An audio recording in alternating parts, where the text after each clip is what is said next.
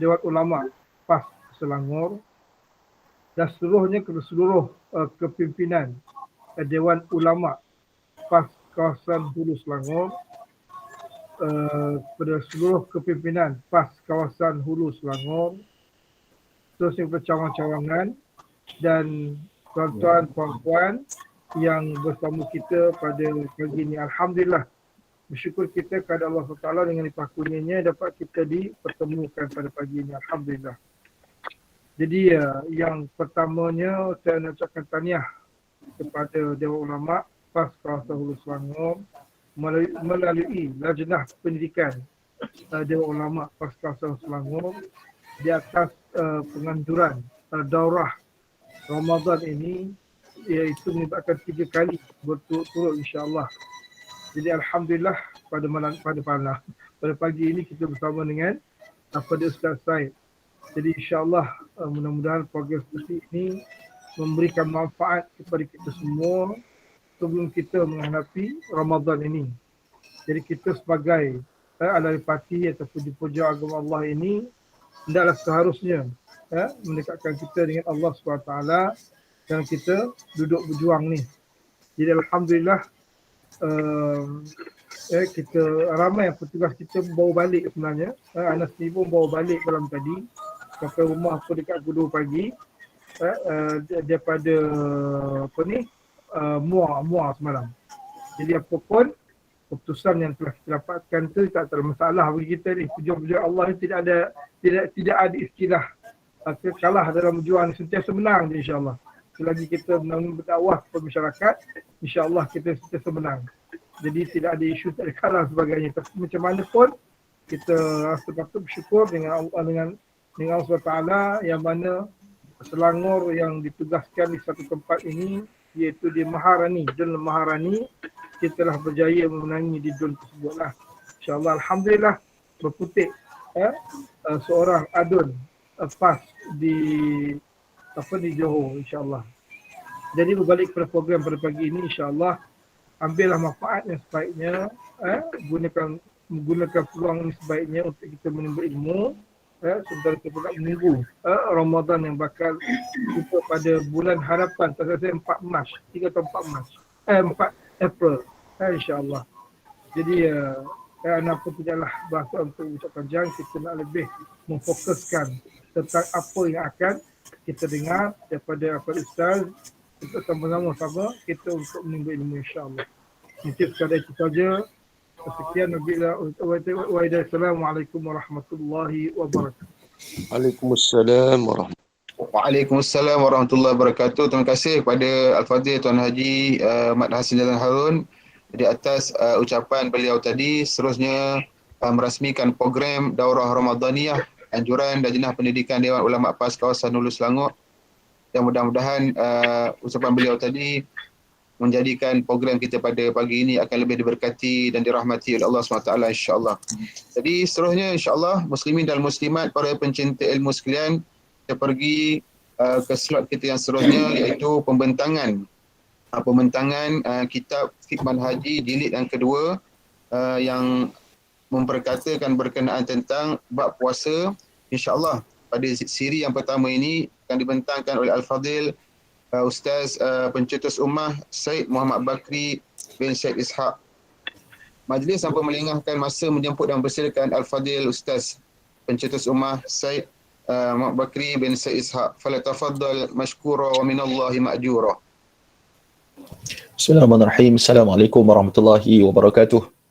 Ahmaduka ya Rabbi ma'alamtana an nahmad wa usalli wa usallim ala rasulina al-Mustafa Sayyidina Muhammad bin Abdillahi afdalus salah wa taslim wa ala alihi wa ashabihi haqqa qadrihi wa miqdarihi al-azim. Asbahna wa asbahal mulku lillah walhamdulillah la syarika lah, la ilaha illahu wa ilaihi nusyur. Yang berusaha Al-Fadhil Ustaz pengacara majlis pada pagi ini, yang berusaha yang YDP, seterusnya pimpinan masyarakat, seterusnya muslimin muslimat yang dirahmati Allah Subhanahu wa taala sekalian. Kami syukur kepada Allah Azza wa Jalla kerana kita diberi kesempatan untuk hadir pada pertemuan yang singkat ini untuk bicarakan satu bab yang sangat penting, sebab kita tidak berapa lama lagi akan masuk satu bulan yang sangat dinantikan oleh para mukminin dan orang yang muttaqin, iaitulah bulan Ramadan al-Mubarak. Jadi pada hari ini saya diberi taklifan untuk membicarakan tentang mukaddimah kepada isu ataupun perbahasan tentang fiqh puasa ini, dan tuan-tuan boleh tengok pada skrin yang berada di hadapan masing-masing, ataupun insyaAllah kita buat perbincangan sedikit pada pagi ini insyaAllah. Baik, kita bicarakan tentang puasa, tuan-tuan Allah SWT sekalian. Satu ibadat yang mana Allah SWT telah syariatkan berdasarkan firman Allah SWT dalam surah Al-Baqarah yang sangat popular. Allah SWT menyebut, ya ayyuhalladzina amanu kutiba alaikumus siyamu kama kutiba alal ladzina min qablikum la'allakum tattaqun. Hai orang yang beriman, difardukan ke atas kalian ibadat puasa sama seperti mana yang telah difardukan kepada umat-umat sebelum kamu. Moga-moga kamu mencapai darjat taqwa tersebut. Jadi kalau tengok pada takrifan puasa, puasa dari sudut bahasa bererti menahan, al-imsak. Imsak. Kalau kita biasa tengok dekat takwim ada waktu imsak. Imsak ni waktu maksudnya tahan. Kalau kita tengok dari sudut bahasanya, kalau kita lihat pada ayat surah Maryam, auzubillahi minasyaitanirrajim, inni nadhartu lirrahmani sawma. Waktu Sayyidatuna Maryam bawa Sayyidina Isa alaihissalam bawa balik ke Baitul Maqdis balik selepas melahirkan Nabi Allah Isa ini, maka dia risau bagaimana tanggapan Bani Israel waktu dia mengandung pun teruk kena kecam, dah melahirkan anak pasti lagi teruk kena kecam. Maka Allah Subhanahu Wa Taala menyebut kepada Sayyidatuna Maryam alaihissalam agar menyatakan kepada kaumnya, inni nadhartu lirrahmani sawma, sesungguhnya aku bernazar untuk berpuasa kerana Allah Subhanahu Wa Taala. Kerana Allah Subhanahu Wa Taala. Baik. Jadi bila kita sebut tentang perkataan nazartu lirrahmani sawma, sawma ni maksudnya imsak, iaitu aku bernazar kepada Allah untuk imsak, iaitu berpuasa. Puasa sini maksudnya apa? Iaitu imsak anil kalam, iaitu tidak bercakap. Bukan mana apa nama Sayyidatuna Maryam ni dia berpuasa, itu tu maksudnya imsak, maknanya imsak anil kalam, iaitu tidak bercakap. Dia tidak bercakap. Baik. Puasa dari sudut syarak bererti, ataupun kalau tengok dari sudut bahasa lagi, kita kata kalau pergi kat tepi pantai, kita tengok angin tak bertiup, kita kata samatir riyah. Angin itu telah berhenti ataupun tidak bergerak angin tersebut. Samat juga kita guna perkataan sama itu. Jadi dia sudut syaraknya, dia bermaksud menahan diri daripada perkara-perkara yang membatalkan puasa, bermula daripada terbit fajar sehingga terbenam matahari. Ini takrifan yang popular lah, iaitu kita tahan diri kita daripada kita buat satu perkara yang boleh membatalkan ibadat puasa kita. Apa dia? Contohnya dari sudut makan, kalau dari sudut minum, dari sudut perkara memasukkan rongga-rongga tubuh sebagai contoh, muntah dengan sengaja, dan banyak lagi asbab-asbab yang menyebabkan terbatalnya berpuasa. Maka kita kena tahan daripada terbitnya fajar, waktu subuh tersebut, sehingga terbenamnya matahari, waktu maghrib, barulah tuan-tuan Allah Subhanahu Wa Taala kita boleh untuk berbuka puasa. Baik, sejarah persyariatan puasa. Disebut oleh para ulama bahawa puasa difardukan pada bulan Syaban pada tahun kedua Hijrah. Maksudnya, sebelum ini tidak disyariatkan lagi ibadat puasa semasa Nabi berada di Mekah selama 13 tahun, dan Nabi berada di Madinah pada tahun kedua pada bulan Syaban. Diturunkan ayat ini, ya ayyuhalladzina amanu kutiba alaikumus siyamu kama kutiba alal ladzina min qablikum la'allakum tattaqun. Kemudian Allah sebut tentang ayat yang lain tentang bulan Ramadan, tentang bagaimana difardukan ibadat puasa tersebut. Baik. Kemudian hadirin Allah Subhanahu Wa Taala sekalian, dari sudut walau bagaimana kewajipan puasa Ramadan tidak pernah disyariatkan sebelum itu, persamaan yang wujud di antara umat ini dengan umat dahulu ialah puasa disyariatkan, tapi kefarduan puasa Ramadan dikhususkan hanya kepada umat Nabi kita Muhammad sallallahu alaihi wasallam, seperti mana dinyatakan oleh pengarang kitab Al-Fiqh Manhaji. Baik, apakah dalil persyariatan puasa? Kalau tengok pada skrin tersebut, Allah Subhanahu Wa Taala berfirman, auzubillahi minasyaitanir rajim, syahrul ramadan alladhi unzila fihi al-Quran hudan lin-nas. Bulan Ramadan, ya, masa yang diwajibkan puasa itu pada bulan Ramadan, diturunkannya Al-Quranul Karim sebagai petunjuk kepada manusia, wa bayyinati minal huda wal furqan, dan menjadi keterangan-keterangan yang menjelaskan dan menjadi pembeza antara yang benar dengan yang salah. Faman syahida minkumus syahra falyasum, itu syahid dia. iaitu sesiapa di antara kamu menyaksikan anak bulan Ramadan, siapa yang tahu ataupun dia tengok anak bulan Ramadan, maka hendaklah dia berpuasa pada bulan tersebut. Nak tengok anak bulan Ramadan ni bukan senang tuan-tuan. Bukan senang. Kalau kita kat Malaysia, walaupun ada bahagian dari sudut fatwa, bahagian ru'yah, kalau kita lihat di Jabatan Mufti setiap negeri, dia ada jabatan tentang untuk tengok anak bulan. Dia akan pergi tempat pencerapan anak bulan, dia akan tengok dekat sana. Maka kebiasaannya kalau kita kat Malaysia ni, biasanya macam tak berapa nak nampak sama. Tak berapa nak nampak anak bulan tersebut. Walaupun terang bulan sebiji tu, Badrun tu besar, itu nampak bulan yang sempurna, bulan purnama. Tapi kalau anak bulan ni bukan senang nak nampak. Bukan senang. Dan kalau ikut rekod pun tuan-tuan macam Allah Subhanahu, kebiasaannya kita dekat Malaysia ni, kita biasa menyempurnakan 30 hari bulan Syaban, barulah esoknya kita berpuasa. Kita biasa tengok kepada hisab. Ru'yah dan hisab. Ru'yah ni melihat anak bulan, hisab kita hitung 30 bulan Syaban tersebut. Tapi kebiasaan kita ni, kita tengok, kalau sekarang lah, kita boleh tahu dah bila kita akan berpuasa. Itu kebiasaannya. Kita dah tahu, buka je meja, tak perlu tunggu penyimpan muhur besar raja-raja menyampaikan bila nak puasa. Tapi biasanya kita dah tahu bila kita akan bermula puasa. Kalau kita nanti akan bermula puasa, kalau tak silap pada 3 April. 3 April kita akan berpuasa. Baik, itu dalil dia. Dalil yang kedua daripada hadis Nabi SAW, Nabi sebut buniyal Islamu ala khamsin. Dibina Islam itu atas 5 paksi utama. Syahadati an la ilaha illallah wa anna Muhammadar Rasulullah, iaitu syahadah. Yang kedua, iqamis salah, mendirikan sembahyang. Yang ketiga, wa ita'iz zakah, mengeluarkan zakat. Wal haji, yang keempat, haji, melaksanakan ibadat haji. Yang kelima, wa saumi Ramadan, dan puasa pada bulan Ramadan. Kalau tengok pada hadis yang lain, diletakkan haji itu pada hujung. Ala kulli hal, tak jadi masalah, semuanya tepat datang daripada baginda Rasul sallallahu alaihi wasallam. Maka inilah masadir tasyri', ataupun kita lihat sebagai tentang disebut sebagai dalil-dalil pensyariatan ibadat puasa itu sendiri. Mana Nabi sebut bahawa antara paksi kepada Islam itu, salah satunya ialah kita melaksanakan ibadat puasa. Maknanya kalau orang tak puasa ni tuan-tuan sekalian, ibaratnya kalau kita, sebab ramai sekarang orang yang mana dia semayang, puasanya tak. Dia puasa, semayangnya tak. Dia macam tu, dia ambil sikit, ditolak sikit. Allah sebut dalam Quran, Allah SWT kata, وَمَا كَانَ لِمُؤْمِنٍ وَلَا مُؤْمِنَةٍ إِذَا قَضَى اللَّهُ وَرَسُولُهُ أَمْرًا أَنْ يَكُونَ لَهُمُ الْخِيَرَةُ مِنْ أَمْرِهِمْ. Tidak segianya bagi seorang mukmin, seorang mukminah, bila mana Allah fardukan, tentukan satu perkara, dia pilih-pilih yang mana yang mudah untuk dia. Kalau puasa dia rasa susah, dia tak ambil. Kalau haji dia rasa susah, dia tak buat. Ni banyak berlaku. Maka Islam ni akan sempurna kalau kita buat dengan 5 perkara paksi tersebut. Iaitu apa dia tadi? Syahadah, salat, zakat, haji dan puasa. Jadi sebut oleh baginda Nabi kita Muhammad sallallahu alaihi wasallam. Begitu juga sabda Nabi sallallahu alaihi wasallam kepada seorang Arabi, Arab Badui yang telah bertanya kepada Nabi, beritahu kepada aku puasa yang telah difardukan oleh Allah ke atas aku. Maka jawab baginda Rasul sallallahu alaihi wasallam, iaitu puasa pada bulan Ramadan al-Mubarak. Yang itu dari sudut dalil pensyariatan. Itu sebab tuan-tuan sekalian, zaman kita sekarang ni zaman yang kita buat satu ibadat, kalau kita tahu dalil, itu satu hujah yang sangat kuat.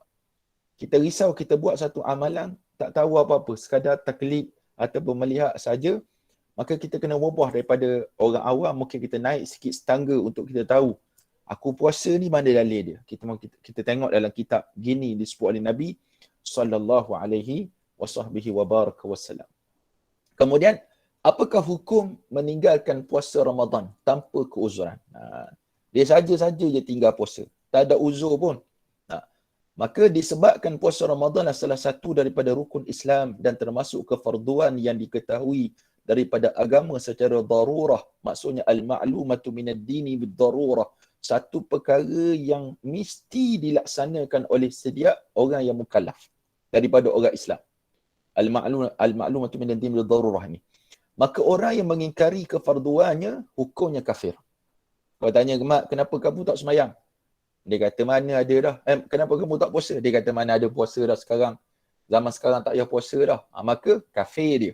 Kalau dia buat dengan keadaan sedar, bukan gila, maka dia kafir. Dan dia hendaklah diperlakukan sebagai diperlakukan terhadap orang murtad. Apa dia? Kena penjara dulu, bagi nasihat dulu kepada dia, tak dengar juga, dia masih kekal dengan dia kata i'tiqad dia bahawa tak wajib dah puasa, maka bolehlah tuan-tuan Allah Subhanahu Wa Taala, para pemerintah untuk menghukum kepadanya dengan hukuman yang ditetapkan oleh Allah kepada orang yang murtad, iaitu bunuh sampai mati. Hukuman dia bunuh. Baik. Ada tak zaman sekarang orang yang berfahaman macam tu? Ramai sangat. Yang menghina agama Allah Subhanahu Wa Taala, tapi kita tidak ada kuasa, tidak ada kekuatan untuk menghukum mereka. Tak, sebab perlembagaan tidak mendukung apa yang syariat yang telah ditetapkan oleh Allah Subhanahu Wa Taala. Itu satu masalah yang sangat besar. Tak, syariat perlembagaan tak kalah, kita kalah sebab kita ikut perlembagaan penjajah. Sampai selagi mana tidak diubah ataupun tidak digubal satu yang baru dengan tidak ada majoriti, macam contohlah yang berlaku di Johor sekarang, nak majoriti mudah sebab nak buat satu perkara. Di Parlimen pun begitu. Majoriti, bukan majoriti mudah tu, majoriti dapat kita mengeluarkan satu hukum yang baru ataupun menggubal satu rang undang-undang yang baru, maka itu satu yang sangat hebat. Tapi waktu kita berkuasa penuh, kita tak buat. Berkuasa penuh maksudnya kita boleh gubal tanpa perlu kepada sokongan orang lain. Cukup dengan sokongan yang menyokong kerajaan cukup. Tapi disebabkan tidak buat perkara ni, akhirnya terjadilah apa yang terjadi. Orang nak murtad mudah. Kita ngikut sangat dengan perlembagaan yang berlaku dalam negara kita. Baik.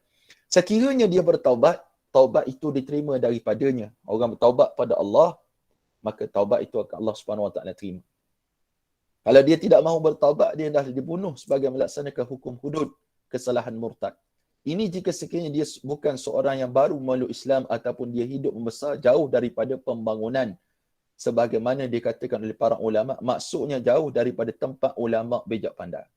Ni kalau selain pula bagi orang yang tak tahu tu lain. Ni bagi dia educator, orang yang tahu, tiba-tiba dia mengatakan tidak wajib puasa, maka diperlakukan seperti mana orang murtad. Manakala orang yang meninggalkan puasa tanpa keuzuran dan dia tidak mengingkari kewajipannya, dia malas je. Dia kata saya malas puasa. Saya tahu puasa tu wajib. Nantilah bila saya tua saya puasa. Maka orang macam ni tuan-tuan macam Allah Subhanahu Wa Taala dihukum sebagai dalam mazhab kita orang yang fasik. Samanya hukum dia solat, dia tak solat, tutup aurat, dia malas. Dia kata memang saya percaya dia tu wajib cuma tak sampai seru lagi. Maka orang macam ni hadirin mata Allah Subhanahu Wa Taala disebut sebagai fasik. Dan pengarang kitab dan mana-mana kitab fiqh menyatakan kalaulah pemerintah, hukumah tahu ada orang yang tidak berpuasa dan dia tidak menafikan hukum puasa tersebut, maka wajib sebagai ta'zir, tangkap dia, masuk dalam penjara daripada pagi sampailah kepada waktu maghrib, baru bagi dia makan. Supaya dapat kepadanya itu matlamat puasa tadi. Itu maknanya benda ni bukan kecil lah tuan-tuan sekalian, besar sangat. Kadang-kadang kita nampak puasa, banyak benda, contohnya solat Jumaat sebagai contoh. Solat Jumaat, berapa ramai orang tak sembahyang Jumaat? Dengan alasan COVID, Omicron, dulu Delta, sebelum tu tak ada Delta, ni sekarang Delta Cron, lepas tu Megatron, semua alasannya tidak solat. Maka wajib kepada kita menjaga maslahat orang kampung dan sebagainya, pimpinan-pimpinan kena fikir macam mana cara nak mengajak mereka taat kembali kepada Allah Subhanahu Wa Taala. Baik. Saya laju sikit tuan sebab masa sangat terhad dan saya pun ada kekangan masa juga. Jadi kita sebut kepada antara hikmah dan rahsia faedah puasa. Itu apa dia yang kita dapat daripada ibadat puasa? Di peringkat awal lagi sepatutnya seorang Muslim mengetahui puasa adalah ibadat yang telah difardukan Allah Subhanahu Wa Taala. Dia kena sedar. Kalau tak ada hikmah pun sekalipun, bila mana kita kata itu perintah Allah, maka kita kena taat. Tak ada yang kita kata boleh nafi. Kenapa aku kena puasa? Dan orang lain tak puasa, relax je, orang kafir tak puasa. Tiba-tiba orang Islam kena puasa. Baik. Maksud ibadat ialah seorang Muslim melaksanakannya sebagai memenuhi titah perintah Allah Subhanahu Wa Taala dan menunaikan hak perhambaan kepadanya tanpa melihat apa-apa natijah yang mungkin dihasilkan daripada ibadat puasa. Itu kita kena sedar. Asas kepada ibadat, kalau tak ada alasan sekalipun bila mana Allah yang perintah, maka kita kena buat. Baihu atau baikru. Tak kena buat. Baik. Kemudian hadirin Allah Subhanahu Wa Taala sekalian, Sekiranya seorang Muslim telah melakukan perkara tersebut, maka selepas itu tidak ada halangan baginya untuk mencari hikmah. Lepas dia solat, dia dah puasa dan sebagainya, dia nak tahu apa sebab aku kena puasa. Maka tak jadi masalah, kata pengarang kitab, untuk kita cari apakah natijah ataupun faedah daripada ibadat puasa tersebut. Tidak diragukan juga bahawa puasa mempunyai hikmah dan faedah yang cukup besar yang disebut oleh para ulama kepada kita. Besar. Di antara hikmah tersebut, kalau kita lihat kepada setiap orang Islam, yang pertama, di antara sifat puasa yang sahih ialah menyedarkan hati seorang mukmin terhadap muraqabah, dekat kepada Allah Subhanahu Wa Taala. Nah, kita kena sedar dengan ibadat puasa ni, nombor satu, kita tundukkan nafsu kita. Nafsu kita ni ganas, tuan-tuan, untuk Allah Subhanahu Wa Taala, lebih ganas daripada syaitan. Kata para ulama, apa perbezaan syaitan dengan nafsu? Kalau tuan-tuan tahu tak apa tak perbezaan antara syaitan dengan nafsu? Kata ulama, syaitan ni dia suruh kita buat jahat. Dia kata ambillah rasuah, nak pakahlah, ambillah rasuah, nak tipulah rakyat contohnya. Makanlah, mata ke darah lah, benda haram, makan riba dan sebagainya. Janganlah puasa. Syaitan suruh. Syaitan tak ada lah. Mungkin puasa sunat lah. Syaitan dia akan suruh kita buat benda jahat.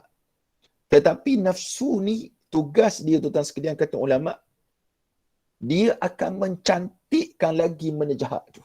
Contoh dia kata, syaitan kata mau makan rasuah. Nafsu kata kalau makan rasuah jangan ambil sikit, ambil banyak. Tu dia mencantikkan lagi. Dia kata kalau kamu nak berzina, mau jangan cari orang perempuan yang tak comel, cari yang comel sikit. Contoh, orang handsome, lelaki mesti handsome.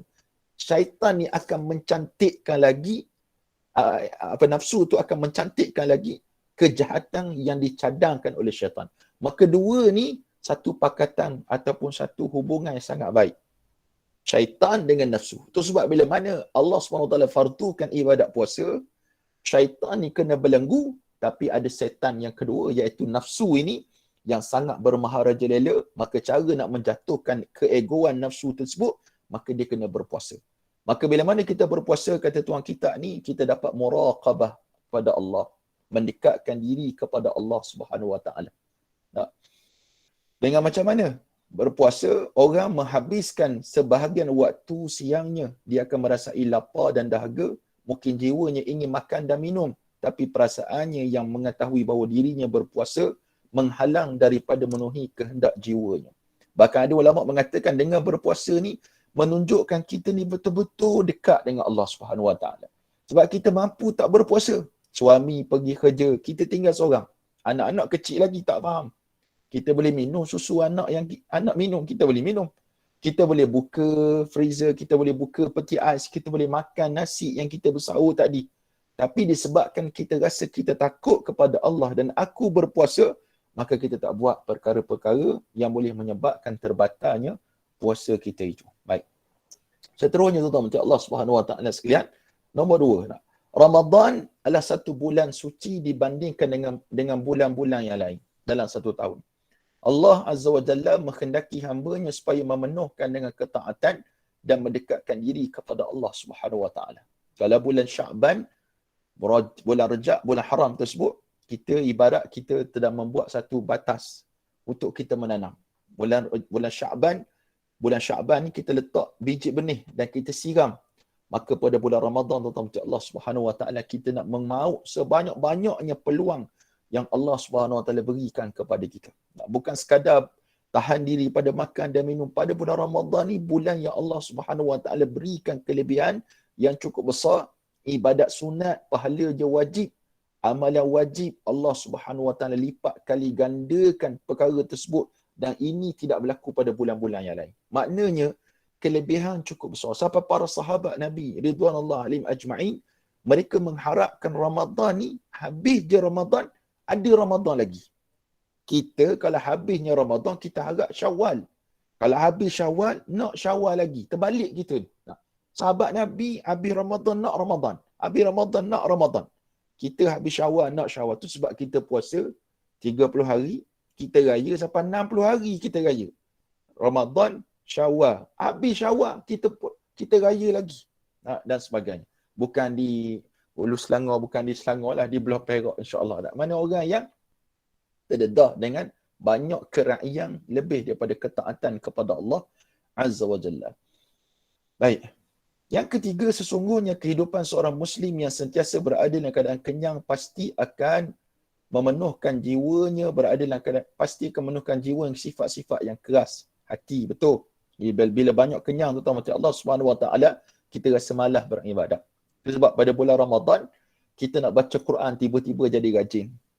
Kita tengok orang susah, kita nak sedekah jadi mudah. Sebab apa? Perut kita waktu tu kosong, nafsu kita sedang jatuh down yang sangat bawah. Maka Allah Subhanahu Wa Taala hadirkan kepada kita sifat untuk jiwa kita ni, terutama untuk Allah Subhanahu Wa Taala, jadi lembut disebabkan ibadat puasa tersebut. Dan yang keempat, di antara prinsip terpenting tertegaknya masyarakat Islam ialah saling kasih mengasihi dan sayang menyayangi sama umat Islam. Kan kita dapat akses banyak tentang video dalam Facebook, dalam TikTok, dalam YouTube, dalam macam-macam, dalam WhatsApp group kawan-kawan hantar. Kadang-kadang kita tengok dalam Bersamamu TV3 sebagai contoh, ataupun tuan-tuan yang bergiat aktif dalam masyarakat. Kita boleh tengok keadaan orang susah. Saya pernah tunjuk pada anak-anak saya bagaimana orang budak di belah negara susah. Bila mana datangnya bantuan, bagi biskut yang kita bagi ke anak kita tu, kadang-kadang dia buka, dia makan satu, dia buang. Saya tunjuk pada dia, tuan-tuan Allah Subhanahu Wa Taala, ada budak negara Afrika sana nun yang makan nasi semata. Makan ubi semata-mata ubi. Kadang-kadang dia makan ubi tu pun tak masak, tuan-tuan sekalian. Bila mana kita tengok perkara ini dalam bulan Ramadan lagi, kita dapat merasai betapa susahnya orang itu, laparnya mereka, maka kita pun akan rasa macam tu juga. Kita akan rasa apa yang orang lain rasa. Sampai saya pernah tengok waktu mula-mula perang di Syria, bagaimana dua adik-beradik yang mengutip sisa-sisa roti yang dibuang oleh orang. Bayangkan tuan-tuan, sisa-sisa roti, kita sisa roti kita tak makan dah. Dah jatuh lah, takkan kutip dah. Tak, nasi satu jatuh, kita kutip tak? Tak kutip dah. Kita kata kotor, padahal jatuh daripada mulut kita sendiri, tak kutip. Macam mana budak ni, ada seorang tu, dia dengan abang dengan adik. Adik dia ambil makan, ambil daripada tanah, ambil makan. Abang dia ambil letak dalam kertas, sambil makan juga, kadang letak dalam kertas. Orang tanya pada dia, kenapa kamu letak dalam kertas ni? Dia kata, aku nak buat balik kepada keluarga aku dekat rumah. Maksudnya, tuan-tuan Allah Subhanahu Wa Taala, betapa susahnya mereka yang kita takkan dapat rasai kesusahan seseorang kalau kita tak ada berada pada tempat tersebut. Maka Allah Subhanahu Wa Taala suruh kita berempati dalam situasi ini, iaitu bila mana kita berpuasa, kita dapat merasai pedihnya perut kalau lapar, seksanya tubuh kalau lapar, macam mana keringnya bibir kita kalau lapar dalam ibadat puasa tersebut. Cuma bezanya lagi, dalam ibadat puasa, ini ketaatan kepada Allah. Kita mampu nak makan sedap. Sekarang ni kita ada, kalau belah Perak ni tuan-tuan sekalian, dia ada satu geng nama geng plastik hitam dengan geng helmet. Ustaz tahu geng plastik hitam macam mana? Dia isi makanan dalam plastik sampah tu. Dia pakai helmet. Dan ni pula zaman pakai face mask belaka. Semua jadi Mas Rider Kabuto belaka. Semua pakai face mask. Orang tak perasan. Kita ni Islam ke tak Islam. Dan lagi dahsyat, kita zaman Food Panda, zaman Grab Food. Tak perlu keluar pakai plastik hitam. Tak perlu kita pakai apa. Tak perlu apa-apa. Telefon saja, Grab Food boleh hantar. 24 jam kita tak ada gitulah. Boleh hantar. Mana waktu siang tu kalau kita tidak berpuasa, tak ada masalah. No problem. Tapi disebabkan rasa takut kepada Allah Subhanahu Wa Taala, muraqabah tadi, maka kita tak buat perkara-perkara yang menyebabkan terbatalnya puasa kita. Bila mana kita berpuasa, antara hikmahnya kasih sayang kita dapat. Kita bagi kasih sayang kepada orang susah. Tu sebab pada bulan Ramadan, mana-mana asatizah, bila mana kita lancarkan dana untuk bagi bantuan itu, bantuan ini, Masya Allah, tabarakallah, orang berfusu-fusu bagi sumbangan. Sebab mereka tahu dan mereka rasa susahnya orang itu, dalam bulan Ramadan mereka dapat merasai suasana yang sama. Baik, seterusnya tuan-tuan Allah Subhanahu Wa Taala sekalian, penetapan bulan Ramadan. Macam mana kita nak menetapkan pada bulan Ramadan? Saya dah sebut pada awal tadi, cara penetapan bulan Ramadan ada dua, iaitu dengan cara ru'yah. Ru'yah ni dengan melihat. Yang kedua dengan cara hisab, hisab dengan menghitung waktu.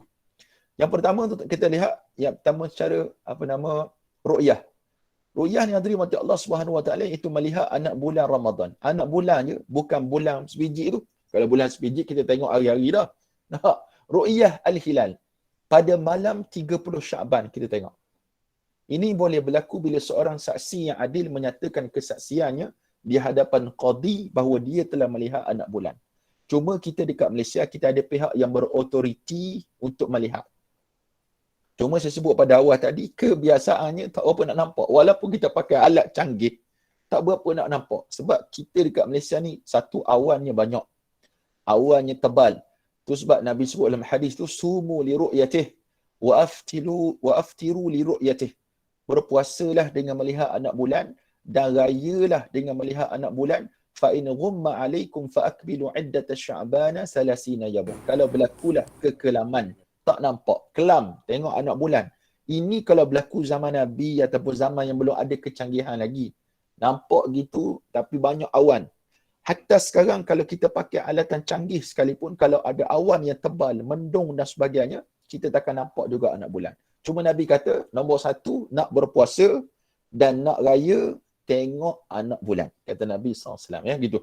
Baik. Yang kedua tuan-tuan Allah SWT tadi, tentang Nabi kata, menyempurnakan 30 hari bulan Syaban. Kalau tak nampak, sempurnakan bulan Syaban tersebut, iaitu kita tidak boleh berpuasa. Itu sebab pada 3 hari ke-30 tuan-tuan Allah SWT disebut Yaumul Syak. Hari Syak ini, kata ulama, haram bagi orang berpuasa.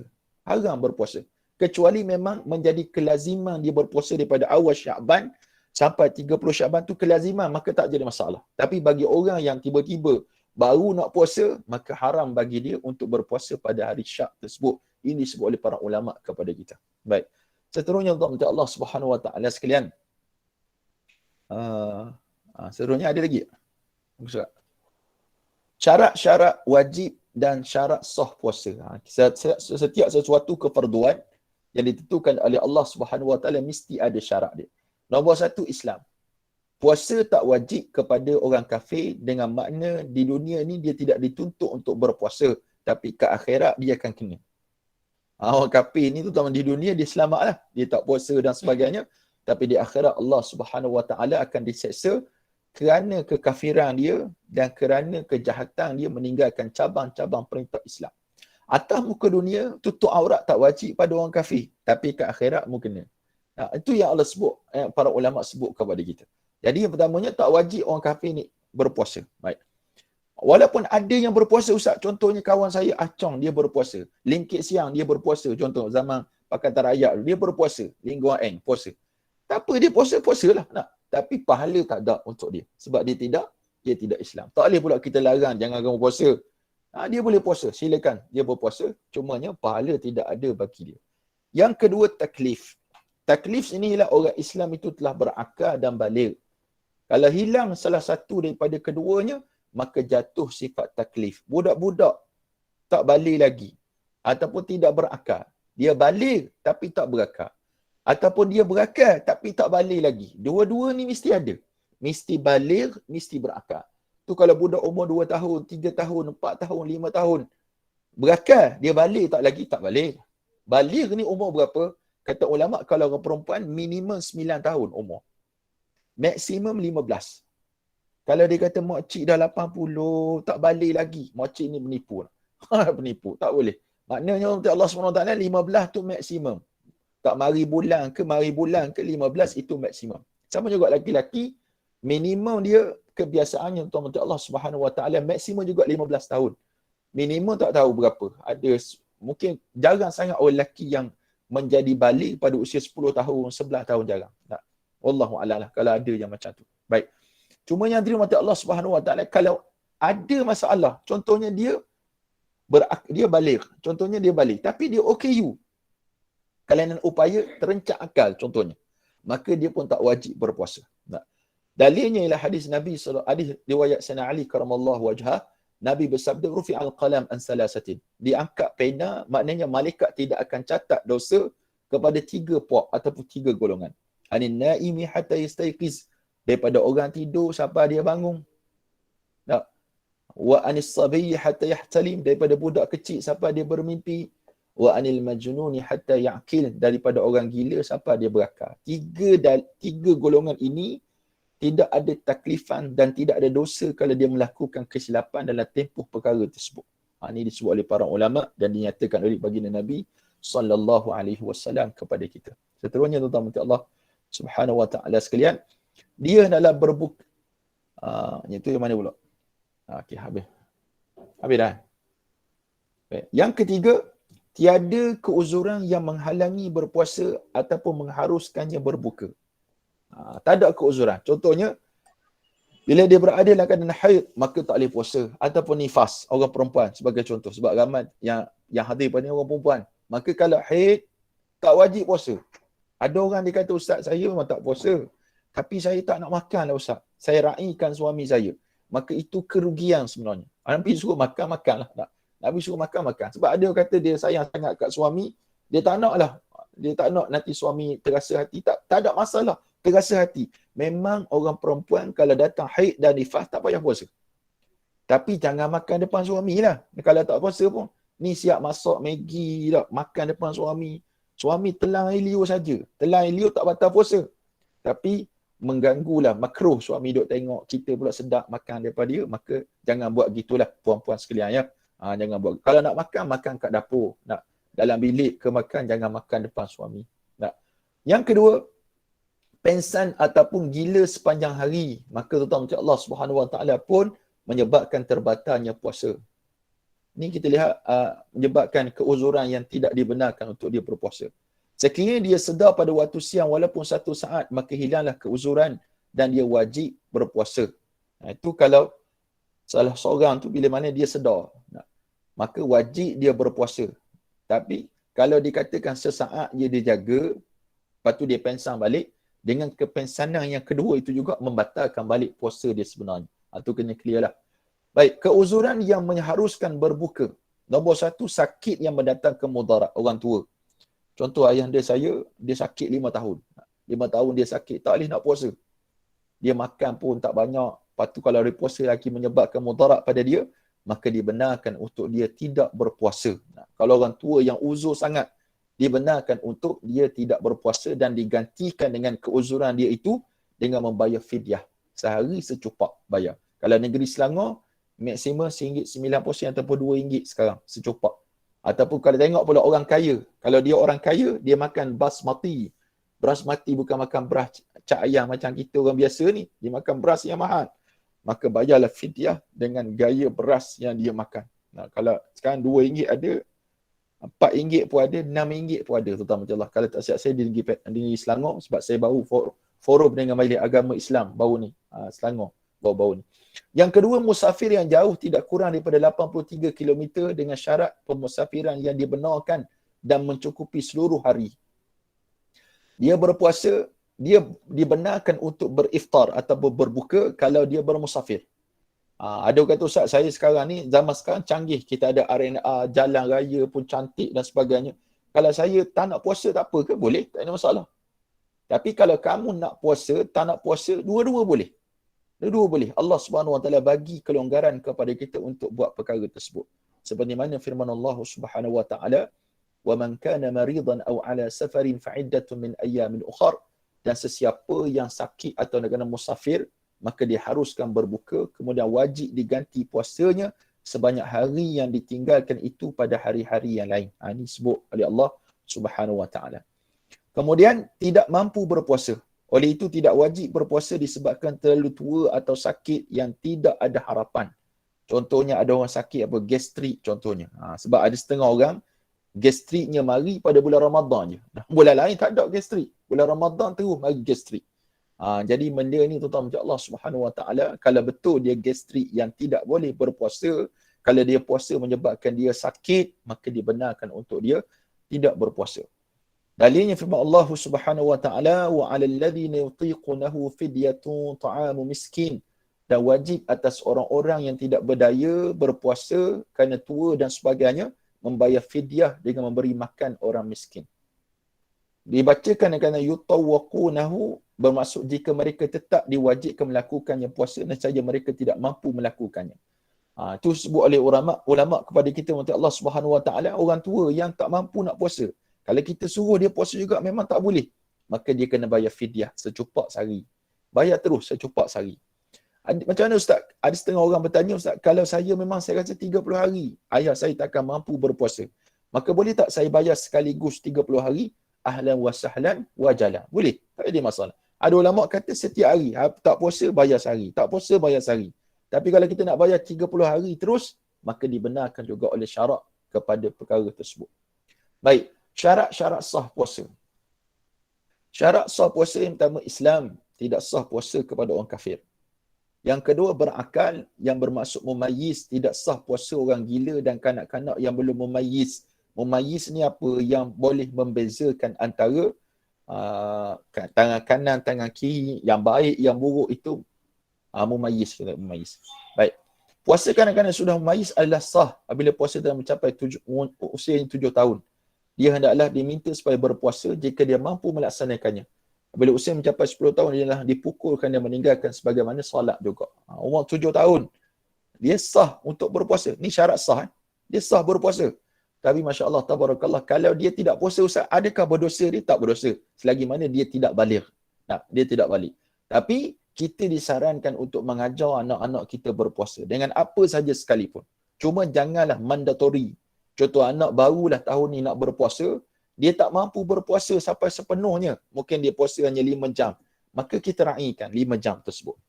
Tapi kalau dia mampu berpuasa, silakan lajak. Kita cakap ke anak kita, Mat, kalau puasa mampu, puasa sampai habis.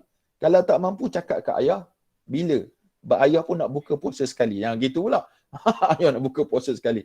Jadi, ayah jangan meraikan anak. Biar kita raikan anak, iaitu anak tak boleh puasa sekadar mana dia mampu.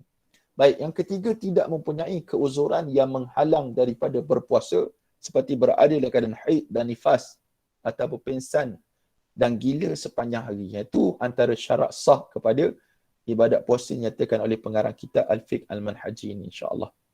Baik, hadirin mati Allah Subhanahu Wa Taala sekalian, itulah sikit sebanyak. Ada lagi tak? Sikit sebanyak yang disebut, yang ditaklifkan kepada saya untuk kita bahaskan pada hari ini. Cuma sebelum saya terlupa, saya juga pernah menulis sebuah buku bertajuk Puasa Permasalahan dan Jawapannya. Jadi tuan-tuan Allah, khususnya bagi orang Selangor lah, orang Selangor. Alhamdulillah kalian berada di negeri Selangor. Selangor ni antara negeri yang mana fidyahnya kalau kita tertinggal puasa ataupun tak mampu berpuasa ataupun tertinggal puasa dah masuk tahun baru, tinggal puasa, tak ada nak qada. Maka negeri Selangor antara negeri yang fatwanya menyatakan bahawa tidak wajib digandakan fidyah tersebut. Beruntunglah orang Selangor tak wajib ganda. Maknanya, tapi dia bagi juga satu pandangan iaitu bila mana dia mampu untuk menggandakan, maka perlu dia ganda. Contohnya yang tertinggal tu orang kaya. Tapi kalau orang miskin, tak perlu dia gandakan fidyah dia untuk dibayar balik di atas hutang-hutang puasa yang dia tinggalkan. Contoh kalau dia tak tinggal, dia tak puasa tahun 2020. Sekarang 2021 dia tak ganti. 30 hari dia tak ganti. Masuk 2022 tak ganti lagi. Maka Allah Subhanahu Wa Taala hanya bayar berapa hari, campur hari, berapa lama dia tak puasa itu saja yang perlu dibayar. Itu isu pandangan di sisi Jabatan Mufti atau Mufti negeri tuan-tuan negeri Selangor Darul Ihsan yang menyatakan demikian. Maka tuan-tuan Allah SWT, pandangan ulama dalam mazhab kita ada dua lah pandangan. Yang pertama perlu digandakan, yang kedua tak perlu digandakan. Cuma fatwa ini sangat membantu kepada kita untuk kita gunakan kepada orang yang tidak mampu untuk menggandakan, maka tak perlu dia gandakan puasa tersebut. Tapi kalau orang yang mampu, contohnya yang meninggalkan puasa tu jenis golongan-golongan bangsawan, hartawan, dermawan, macam-macam lah wang kat belakang tu, beruang dan sebagainya, maka dia dibenarkan untuk menggandakan fidyah dia tersebut. Jadi yang terima kasih Allah Subhanahu Wa Taala, moga Allah Subhanahu Wa Taala menjadikan ibadat puasa kita tahun ini ibadat yang terbaik. Bagus sungguhlah pihak yang menganjurkan program ini dapat kita belajar, sebab bila mana kita buat satu perkara ibadat tanpa ilmu, ibadat itu walaupun terjadi dan sah tapi tidak sempurna mana. Itu penting sangat ibadat puasa sebagai salah satu rukun Islam untuk kita amati dan kita cernakan dalam kehidupan kita, insya-Allah. Salah satu kaedahnya tuan-tuan Allah, zaman kita zaman canggih sekarang, boleh tengok melalui Google Meet, Boleh tengok kat YouTube, cari saja, type je soal jawab puasa, keluarlah UAI, keluarlah ustaz tu, ustaz ni. Carilah yang berautoriti untuk kita mendengar kalam permasalahan kita. Moga-moga terjawablah segala apa yang terbuku di hati kita, insya-Allah. Jadi saya pun berhenti awal ni, 10.23 dah selesai. Jadi Ustaz, Allah. Ya. Mas, ada 2 slide tertinggal tadi. Boleh tak minta Ustaz terangkan sikit, Ana share balik. Yang mana tu? 2 slide dalam penetapan bulan Ramadan. Muka surat 394 dengan 395. Dalam muka setengah lagi. Okey. Ana share, insya-Allah. Dia ada terlangkau tadi. Ana terlaju ni. Ni Ustaz. Okey. Penetapan bulan Ramadan. Okey. Kalau kita tengok daripada ru'yah tadi, kalau kita lihat pada ru'yah, dengan ini bila anak bulan kelihatan di suatu negeri bandar, maka penduduk negeri bandar berhampiran dengan negeri tersebut wajib berpuasa. Contohnya kalau kita dengan Brunei ataupun kalau kita dengan Singapura. Contohnya Singapura nampak anak bulan. Kita tak nampak dekat Malaysia. Maka kita boleh gunakan penglihatan di Singapura tersebut, ru'yah di Singapura untuk kita berpuasa juga di negeri kita Malaysia. Tapi kalau kita contohnya yang nampak di Ukraine nampak ataupun di Rusia nampak anak bulan. Kita tak nampak, adakah kita boleh ikut anak bulan di Ukraine ataupun Rusia? Tak boleh. Dia kena ikut. Kalau dekat jiran, tak jadi masalah. Tak jauh mana. Baik. Ukuran jauh dekatlah berdasarkan kepada perbezaan batlaq tempat terbit anak bulan tadi. Dalil yang nyata di atas adalah hadis diriwayatkan oleh Muslim. Imam Muslim pada Quraib katanya, aku telah melihat anak bulan sewaktu aku berada di Syam. Aku melihatnya pada malam Jumaat, kemudian aku pergi ke Madinah pada akhir bulan. Lalu Ibn Abbas radhiyallahu anhuma bertanya kepadaku, bila kamu semua melihat anak bulan? Jawabku, kami melihatnya pada malam Jumaat. Katanya, apakah kamu yang melihatnya? Jawabku, ya. Jawab aku, ya. Dan orang-orang ramai juga telah melihatnya. Lalu mereka semua berpuasa dan Muawiyah juga berpuasa. Katanya, kami semua melihatnya pada malam Sabtu. Kami terus berpuasa sehingga sepunya 30 hari. Ataupun kami akan melihatnya.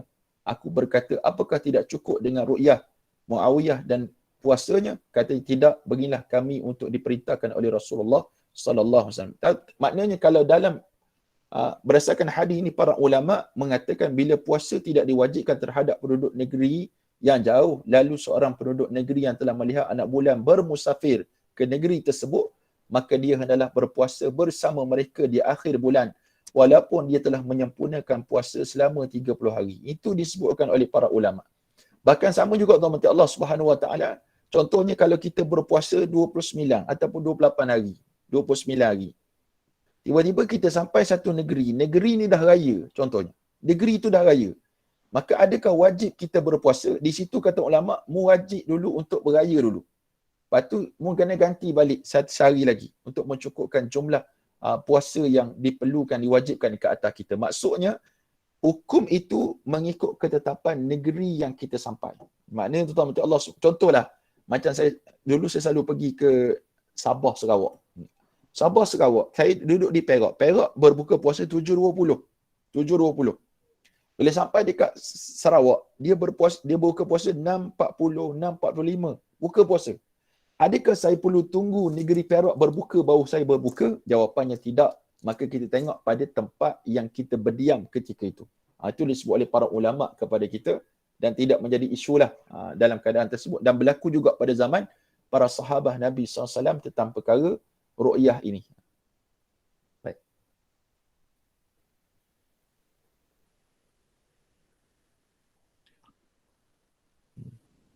Dia adalah berbuka berhari raya bersama-sama mereka, di mana dia berpuasa selama 28 hari disebabkan Ramadan pada penduduk setempat hanya 29 hari. Maka dia adalah berhari raya pada hari ke-29. Ataupun dia berpuasa 29 hari disebabkan Ramadan di sisi mereka telah sempurna, cukup 30 hari. Walau bagaimanapun sehingga dia berpuasa selama 28 hari, maka dia adalah mengqadha. Macam saya sebut tadi lah. Kalau sampai satu tempat tersebut, dia dah raya. Kita ada sehari lagi patutnya. Tapi dia memang dah raya, maka kita kena raya. Kita kena raya. Tapi kita kena qadha balik puasa tersebut.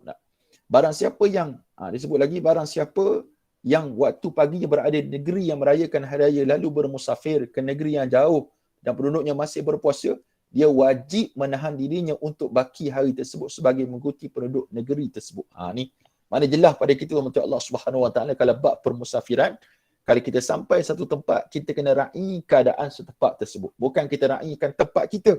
Raihkan keadaan yang berada di tempat tersebut. Contohnya kalau kita pergi negara jauh lah. Tapi kalau kita pergi ke Singapura, ke Selatan Thai, itu tak ada dekat benar betul Allah Subhanahu Wa Taala. Tak ada lah kita kata perbezaan. Cumanya ada juga kadang-kadang berlaku kes raya awal pada kita. Adakah kita perlu raya? Contoh Brunei raya dulu pada kita. Kita pergi ke Brunei, maka kita kena juga untuk kita juga meraihkan raya dia itu. Tapi kalau kita berbaki lagi puasa, maka wajib kita qada puasa. Itu kena jelas lah. Wallahu a'lamu bis-shawab. Alhamdulillah.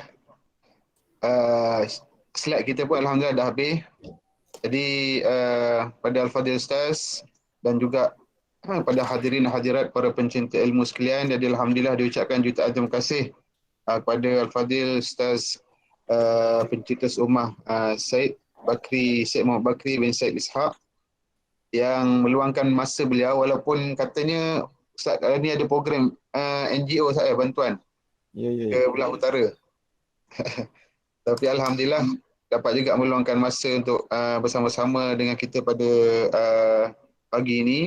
Jadi insya-Allah jutaan terima kasih sekali lagi pada Al-Fadhil Ustaz Yus Said, pada Al-Fadhil Ustaz Wan Muhammad Nur bin Wan Ali, tak lupa kepada Tuan Haji Mat Hasin dan Harun YDP kawasan Hulu Selangor, ketua-ketua cawangan dan seterusnya, pada pencinta ilmu muslimin dan muslimat. Tanpa kehadiran puan-puan, tuan-tuan muslimin dan muslimat sekalian, mungkin program kita ini tidak meriah, dan tidak orang kata menjadi yang disebut sebagai kehadiran para pencinta ilmu inilah yang akan lebih memberikan keberkatan dengan izin Allah SWT kepada program kita pada pagi ini insya-Allah.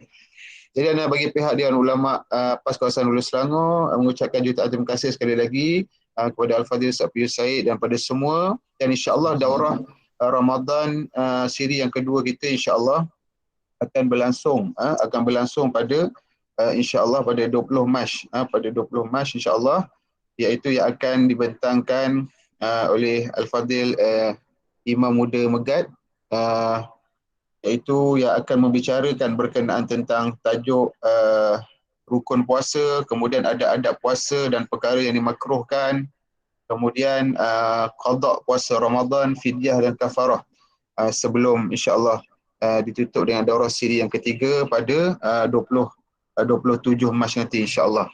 Jadi insya-Allah pada siri 27 Mac yang terakhir nanti insya-Allah akan dibentangkan oleh dai Aiman, dan insya-Allah pada siri daurah yang terakhir nanti kita ada ucapan penangguhan oleh Al-Fadhil Ustaz Wan Muhammad Nur bin Wan Ali Al-Hafiz, Ketua Dewan Ulama PAS Kawasan Hulu Selangor, sebagai penggulungan kepada ketiga-tiga daurah kita pada yang bermula pada hari ini, kemudian siri yang kedua 20 Mac dan seterusnya pada 27 Mac insya-Allah. Jadi sekadar itu sahaja. Mohon maaf sepanjang mengendalikan majlis ada kekurangan. Tidak lupa kepada admin Ustaz Abu Farhan. Aqulu qawli hadza astaghfirullahal azim li wa lakum wa lisairil muslimin wal muslimat wal mu'minin wal mu'minat. Wabillahi taufiq wal hidayah. Wassalamualaikum warahmatullahi wabarakatuh. Ditangguhkan dengan tasbih kafarah dan suratul Asr. Subhanallah. Terima kasih Ustaz Yus Said. Wal 'asr innal insana lafi khusr illa alladhina amanu was-solihat wa tawasaw bil haqq wa tawasaw bis sabr. Kalau ada semua di ladang, boleh saya menumpang mandi. Kalau ada umur yang panjang, insya-Allah kita akan berjumpa pada daurah Ramadan siri yang kedua lagi insya-Allah. Amin.